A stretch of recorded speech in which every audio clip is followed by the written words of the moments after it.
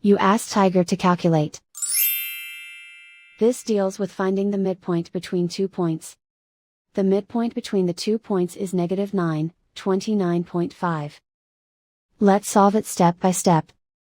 Plot the 2 points and calculate the midpoint using the formula. The coordinates of point 1 are, x1 equals 25, y1 equals 24.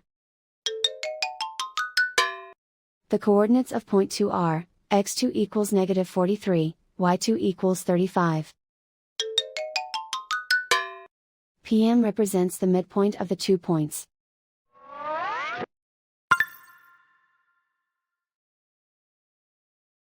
Use the x values in the midpoint formula to find the midpoints x. x1 equals 25.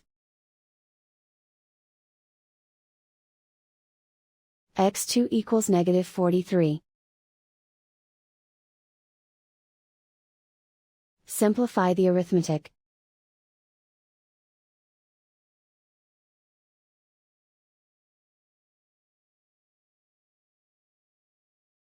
Use the y values in the midpoint formula to find the midpoints y. y1 equals 24. y2 equals 35. Simplify the arithmetic.